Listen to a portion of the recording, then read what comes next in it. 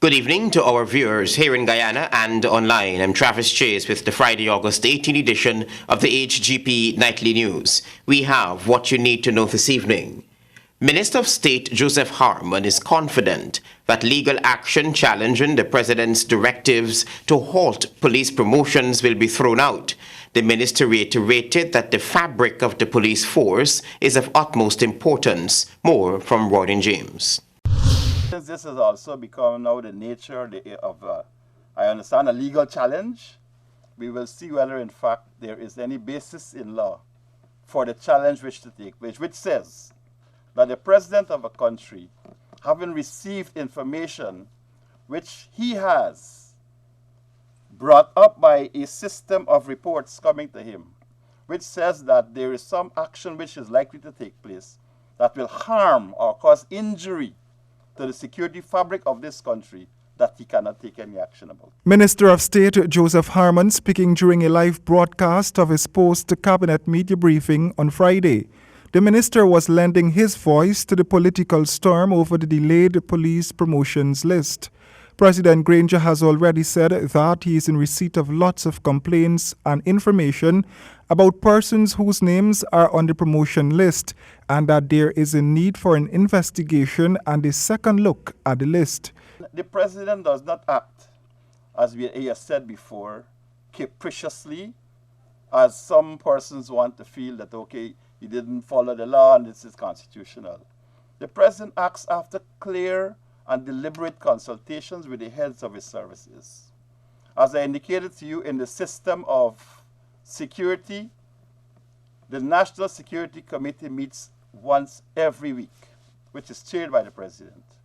And therefore, reports come to him from the Commissioner of Police, from the Chief of Staff of the Army, from the head of the narcotic agency, the National Anti-Narcotic Agency, and from the intelligence agencies that sit there every week. Article 2261 of the Constitution states, I quote, "In the exercise of its functions under this Constitution, a commission shall not be subject to the direction or control of any person or authority," unquote. In light of that article, the minister was requested to state the law that made provision for the president to instruct the Police Service Commission to place the police promotions on hold. I want to make this clear too, that the security of this state is the responsibility of the government, and the president is the person who is ultimately responsible. And that anything which seeks to damage the fabric of our security forces is a matter which His Excellency takes very seriously. Anything which seeks to damage the fabric of that, because it affects citizens' security. People must feel safe in this country. British Senior Security Sector Reform Advisor Mr. Russell Combe, who served as advisor to the President under the United Kingdom Security Sector Reform Program, had made similar recommendations in his report. Roydon James, HGP Nightly News. Thank you, Roydon. A tragic story now which happened hours before this broadcast. A child was killed in a freak accident Friday afternoon when a house crashed to the ground while she was relaxing in a hammock under the structure. Devon Vickery has this story for you. I'm here at LBI where a 12-year-old girl was just killed instantly as the house she once called home came crashing down on her.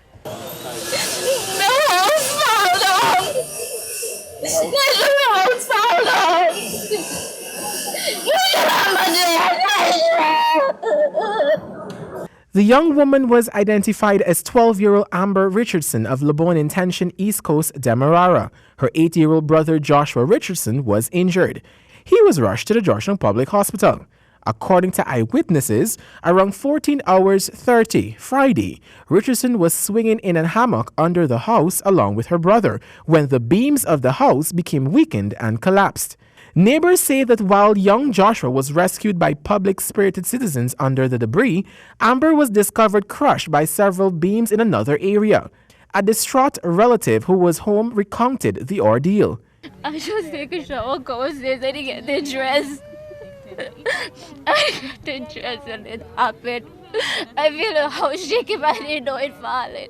My daughter just come from upstairs, downstairs. She just come upstairs. When Nightly News arrived on the scene, neighbors were seen trying to retrieve the body from underneath the house. Emergency respondents and the Guyana Fire Service arrived on the scene to lend assistance. The children's aunt told Nightly News that the wooden house, which was constructed some decades ago, had developed several defects, but these signs were not taken seriously by the family. The house kind of weak. Suppose it wasn't too strong. The children's parents were not at home at the time of the incident.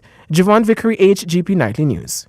Top cop Silal Prasad would have been arrested in any other jurisdiction for interfering in a criminal matter. That's what the ongoing COI heard in closing arguments Friday. Here's more.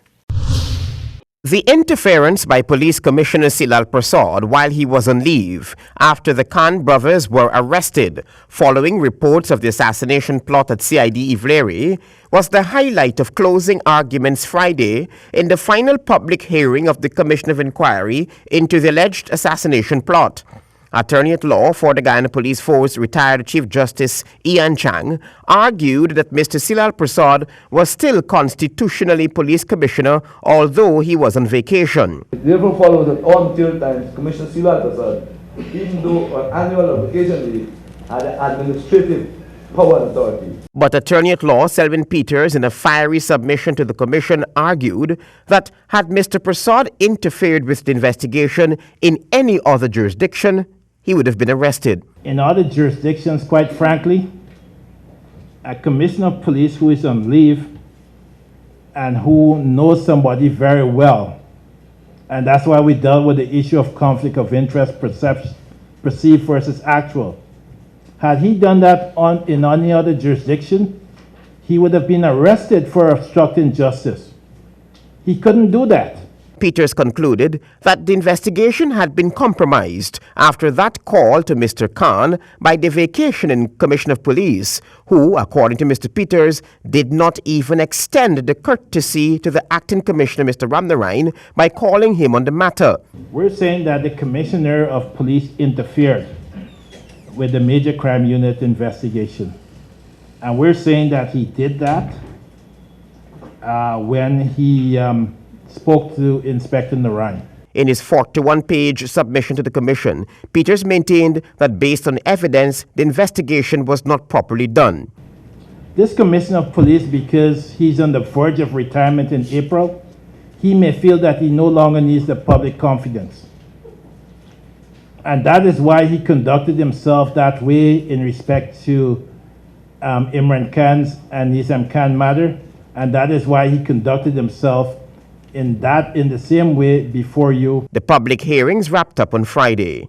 Travis Chase, HGP Nightly News. Meanwhile, as the Commission of Inquiry into the alleged plot to assassinate the head of state closed public hearings on Friday, the Public Security Minister says the experience will teach local law enforcement officers that they are not exempted from scrutiny. Javon Vickery spoke with the minister and filed this report.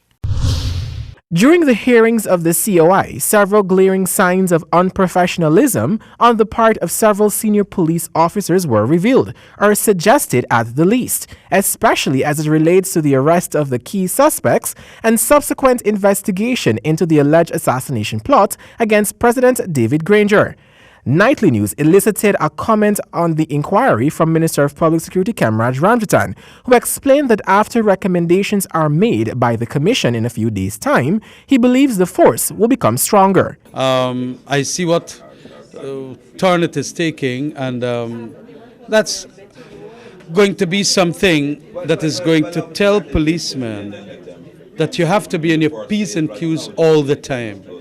That kind of commission called by the president is going to make our police force more robust at the end of the day. Minister Ramjatan further noted that police officers, especially high-ranking officers, must also understand that at any point in their career, they can be brought under scrutiny by commissions like the current inquiry. For a long period of time, probably a very long period of time, our police has not come into scrutiny and examination like this.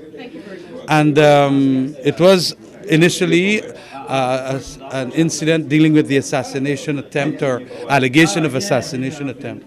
But it has brought out that yes, indeed, like major organizations, there will be differences of opinions and so on, but they have to be united and ensure that the best methods and standard operating procedures are carried out for major investigations or allegations of investigation or allegations generally.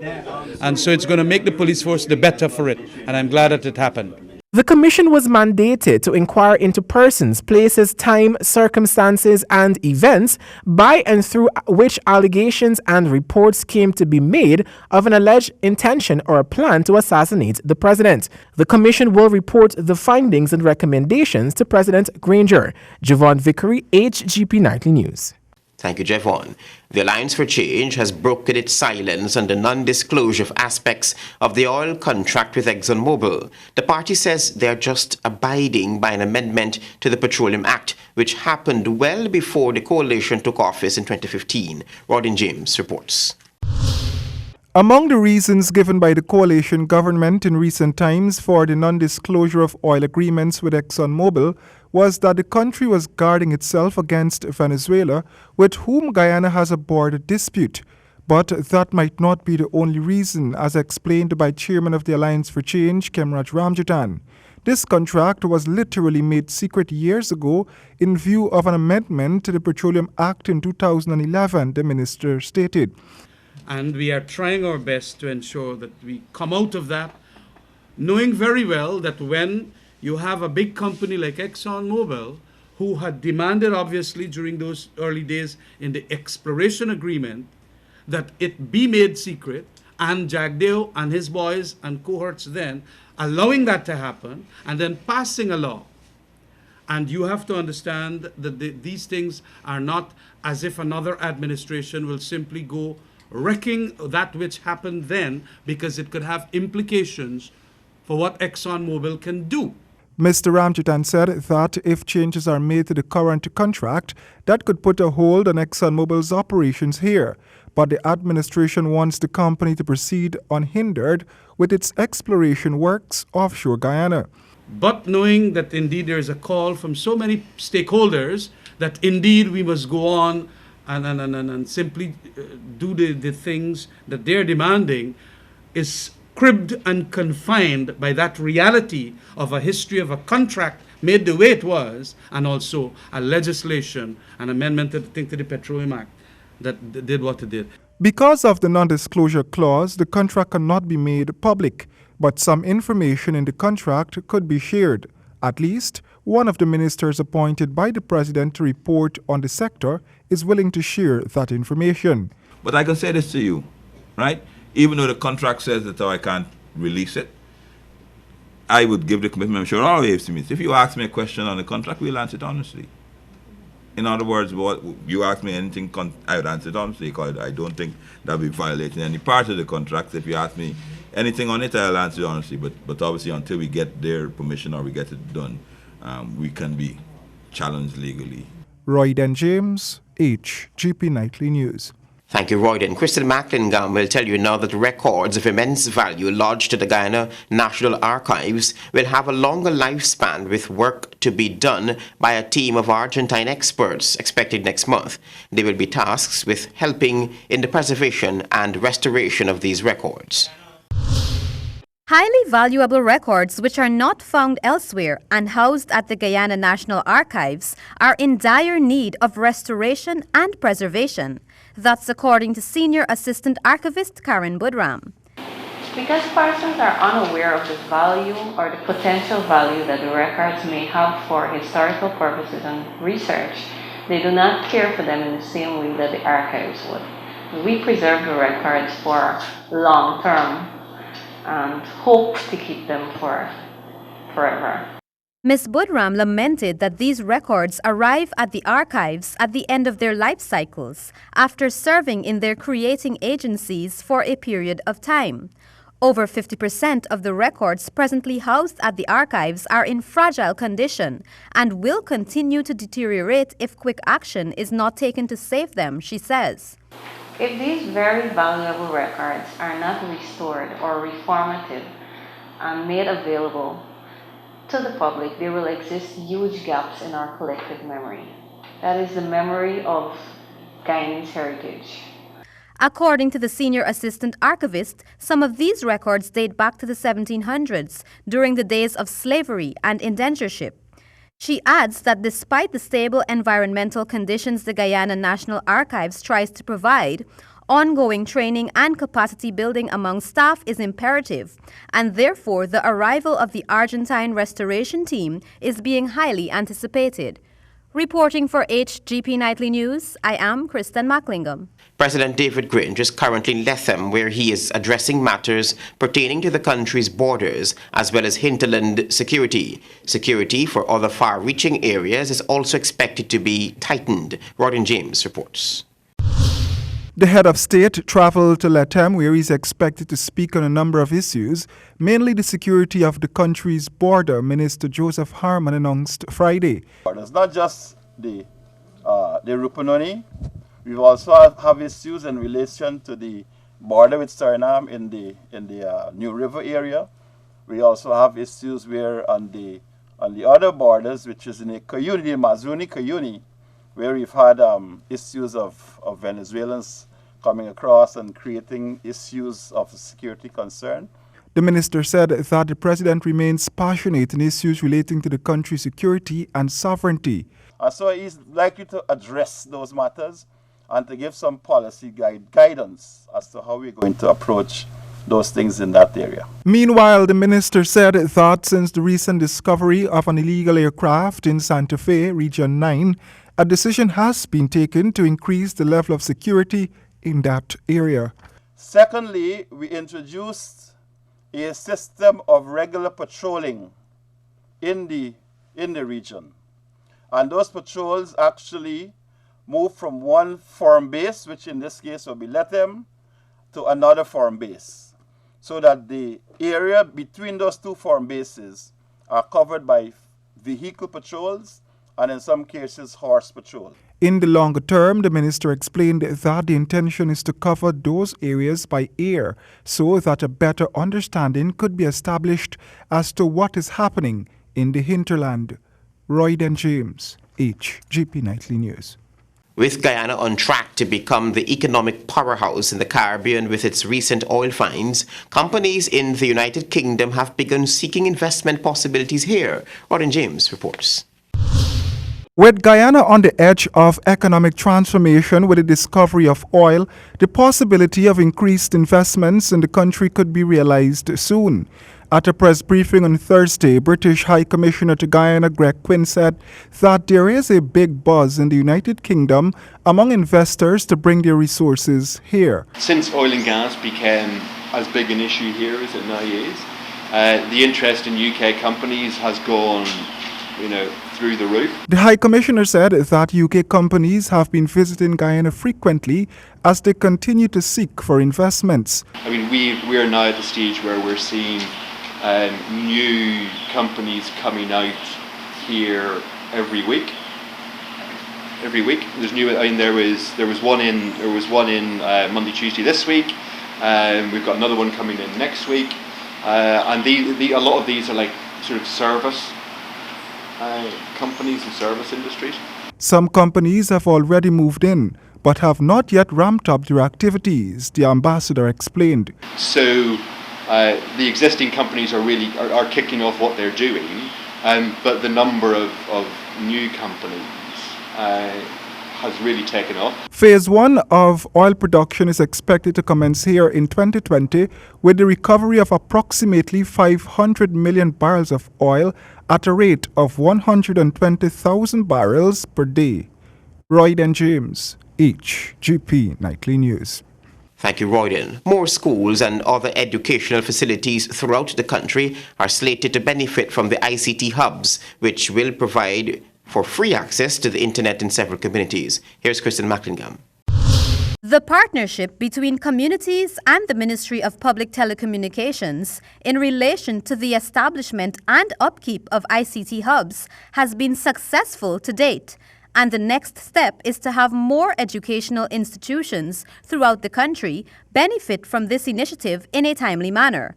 This is according to Public Telecommunications Minister Catherine Hughes. We are at 101 schools and educational institutions that we have provided free internet access to to those ministries and those schools, and also we have a list of expanding even more. According to Minister Hughes, the communities which were tasked with running and maintaining these ICT hubs are working well with the ministry, whose responsibility is to provide the laptops in safe spaces with free internet access.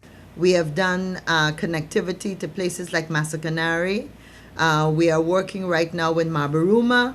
We had provided internet access to the St. Ignatius High School in Letham.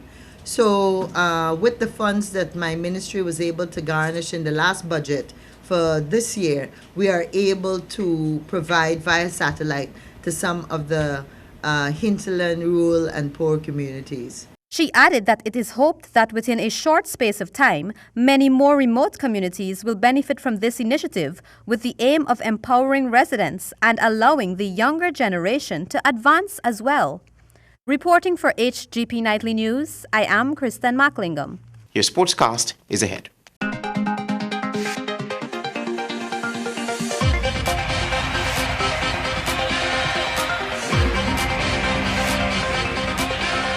Good evening, I'm Colin Abrams with the HGP Sportscast. In cricket, the Jamaican Tallawahs emerged the unlikely winners in the first of 4 matches of the CPL Ghana leg in a nail-biting finish against the home team at the Ghana National Stadium on Thursday. At a sold-out Providence Stadium on Thursday night, the amazing Warriors could not ask for more. A sea of fans decked out in yellow turned out to support their Warriors, many of whom were heartbroken when the Jamaican Tallawahs spun a last-minute web around the Warriors. The hosts eventually threw away their outstanding work in the field with a nervous batting display, losing the encounter by 2 runs.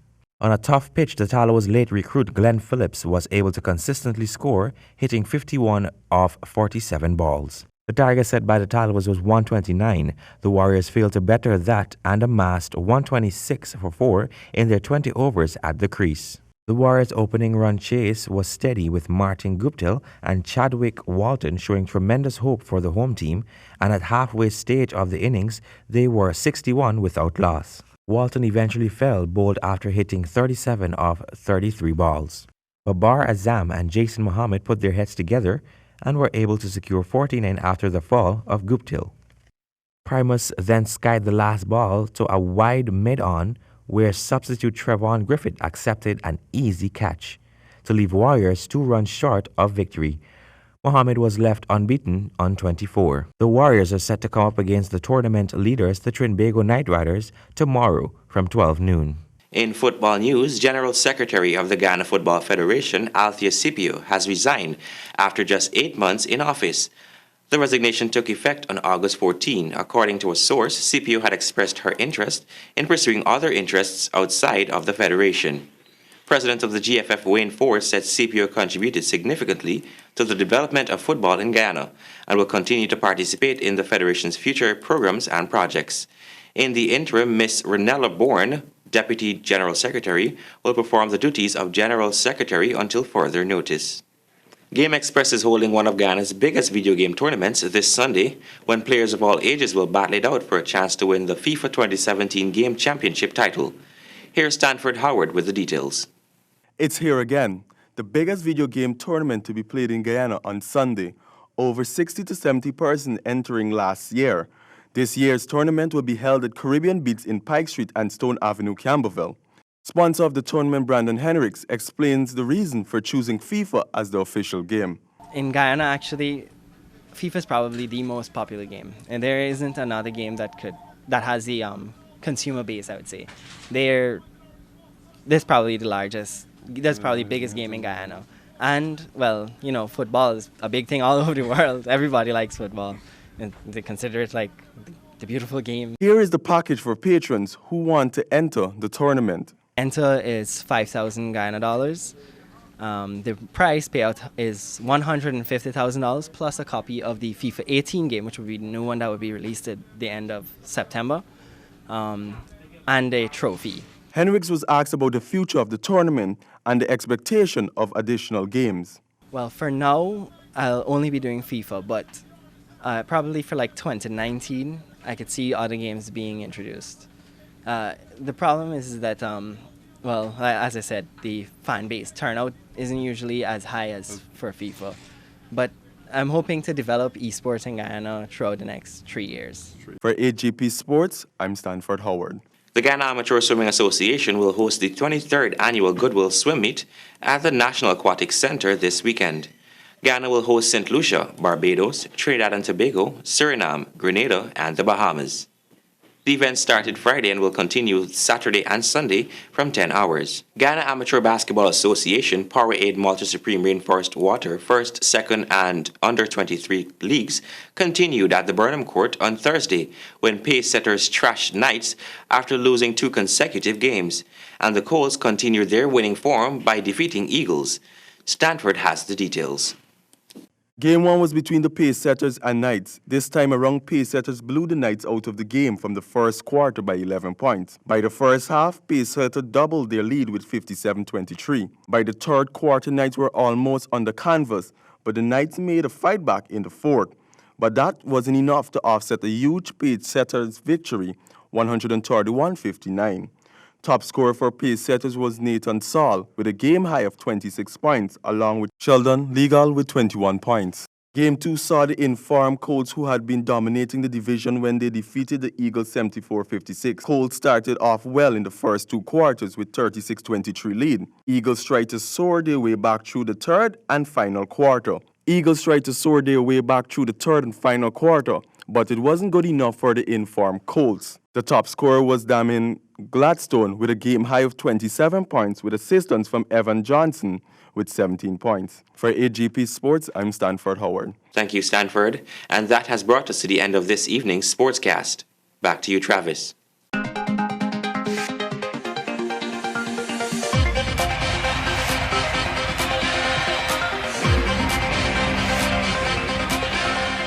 Interference by Silal Prasad. He would have been arrested in any other jurisdiction, argues attorney Selvin Peters. 12-year-old killed by collapsed house at LBI. 8-year-old brother injured. Guyana's oil sector buzzing in the UK, says UK High Commissioner to Guyana. And COI into alleged assassination plot. I'm glad that it happened, declares the Public Security Minister. Those were our major headlines. For these stories and more, you can go to our website. It's www.hgptv.com. I'm Travis Chase. Thanks for watching. I'll see you right back here on Monday. Join Royd and James Saturday and Sunday for the Week in Review.